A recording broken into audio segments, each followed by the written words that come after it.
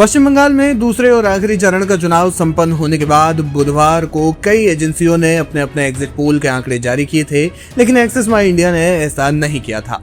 Agency ने बुधवार को कहा था कि उनके सैंपल साइज बहुत छोटे हैं, इसलिए इसके आंकड़े गुरुवार की शाम जारी किए जाएंगे। लेकिन अब कंपनी के प्रबंध निदेशक प्रदीप गुप्ता ने कहा है कि उनकी कंपनी यानी एक्सिस माई इंडिया पश्चिम बंगाल पर एग्जिट पोल के आंकड़े जारी नहीं करेगी, क्योंकि उसे पर्याप्त संख्या में प्रतिनिधि सैंपल नहीं मिल पाया है।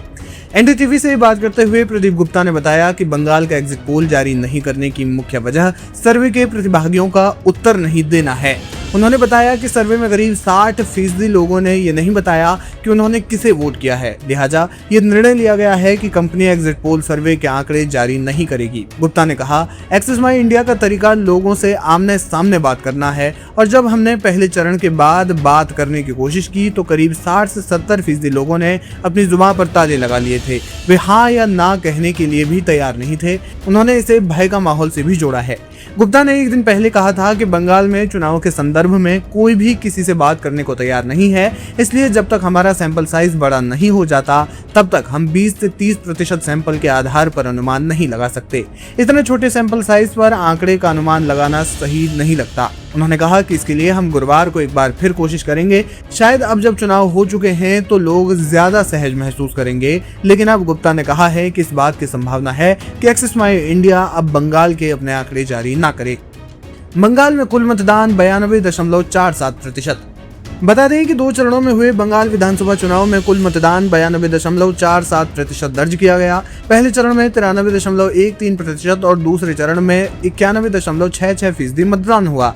ये स्वतंत्रता के बाद अब तक का सर्वाधिक मतदान है। इसने 2011 के 84% मतदान के रिकॉर्ड को भी पार कर लिया है, जब ममता बनर्जी पहली बार सत्ता में आई थी और 34 वर्ष के वाम मोर्चा शासन का अंत हुआ था। ममता बनर्जी के लिए साख का सवाल।